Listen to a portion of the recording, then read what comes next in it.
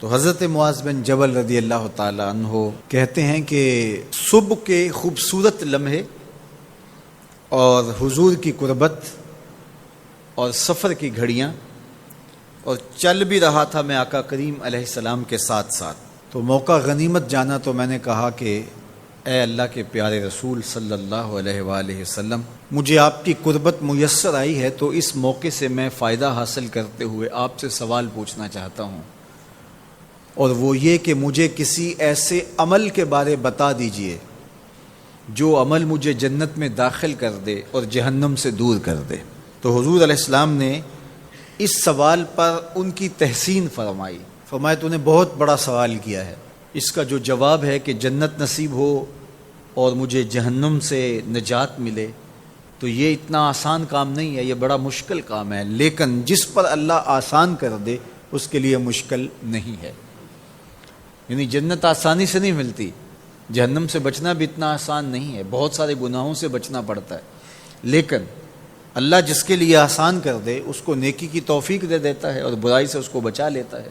اگر تو چاہے کہ جنت میں جائے اور جہنم سے نجات ملے تو تمہیں اللہ پر ایمان بھی لانا پڑے گا، اور ایسا ایمان جس میں شرک کی آمیزش تک نہ ہو، اسی کی عبادت تیری زندگی کا مقصود ہو، اور نماز بھی ادا کرنا ہوگی، زکوٰۃ بھی دینا ہوگی، روزے بھی رکھنے پڑیں گے، اور تجھے حج بھی کرنا پڑے گا۔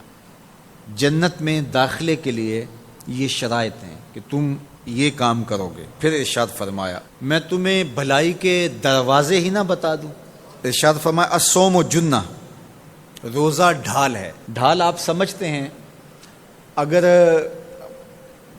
آپ لوگوں نے ڈھال نہیں دیکھی ہوئی تو آج کے زمانے کے اندر تو سب لوگوں نے جو ہے وہ ڈھال دیکھ لی ہے، چونکہ اس وقت ترکی نے اس طرح سے اپنے کلچر کو اور اپنی تہذیب کو جدید ذرائع ابلاغ کے ذریعے لوگوں تک پہنچایا ہے کہ اب 800-700 سالہ پرانی چیزیں بھی ہمارے سامنے آ گئی ہیں، ورنہ ہم یہ باتیں کیا کرتے تھے تو لوگ ان باتوں کو سمجھا نہیں کرتے تھے، چونکہ اس کا کوئی نمونہ اور شکل موجود نہیں تھی۔ جب دشمن تیر پھینکے تو تیر سے بچنے کے لیے وہ لوہے کا پترا جو آگے کر دیا جاتا ہے، جو تیر کو اپنے اوپر روک لیتا ہے، اس کو عربی میں جنہ اور اردو میں ڈھال کہا جاتا ہے۔ تو آقا کریم نے فرمایا روزہ ڈھال ہے، تو گویا جہنم کی آگ سے بچانے کے لیے جو ہے وہ روزہ کام دے گا۔ والصدقۃ تطفئ الخطیۃ، یہ گناہوں کو مٹا ڈالتا ہے، جس طرح کہ آگ کو پانی بجھا ڈالتا ہے، تو اس طرح جب صدقہ دیا جاتا ہے تو جو گناہ ہوتے ہیں وہ ایسے مٹتے ہیں کہ لگتا ہے یہاں گناہ تھے ہی نہیں۔ آگے ارشاد فرمایا رات کے پیٹ میں نماز ادا کرنا، یعنی تہجد کی نماز ادا کرنا۔ پھر حضور علیہ الصلوۃ والسلام نے یہ آیت پڑھی تتجافی جنوبہم عن المضاجع، ان کی کروٹیں بستروں سے الگ رہتی ہیں، خوف اور طمع میں وہ اللہ کو پکارتے ہیں اور وہ رات کو جاگتے ہیں، ان کی کروٹیں بستروں سے الگ رہتی ہیں، حتی بلغ یعملون، یہ آیت پڑھتے ہوئے آخر تک حضور نے تلاوت فرمائی۔ تو فرمایا جس طرح صدقہ آگ کو بجھا دیتا ہے، اس طرح پچھلے پہر کی نماز، تہجد کے سجدے بھی اللہ جل شانہ کے غصے کو ختم کر دیتے ہیں اور جہنم کی آگ کو مٹا ڈالتے ہیں۔ پھر حضور نے ارشاد فرمایا کہ میں تمام امور کی جڑ نہ بتا دوں کیا ہے، جتنے بھی معاملے ہیں اس کی جڑ ہی نہ بتا دوں۔ میں نے جھولی پھیلا کے کہا حضور کیوں نہیں، خیرات ڈالی ہے۔ تو حضور نے ارشاد فرمایا راس الامر الاسلام، سارے امور کی جڑ اور بنیاد، سر اسلام ہے۔ اگر اسلام ہے تو عمل قابل قبول ہے، اور اگر اسلام ہی نہیں ہے تو پھر جتنے مرضی نیک عمل کرتے رہیں، جتنا مرضی پانی ڈالیں، جتنی مرضی کھاد ڈالیں، تو اگر جڑ ہی نیچے سے کٹی ہوئی ہے تو درخت ہو پائے گا؟ کبھی بھی نہیں ہو پائے گا۔ تو کہا جڑ اسلام ہے، اس لیے عقیدے کی صحت عمل کی قبولیت کی ضمانت ہے۔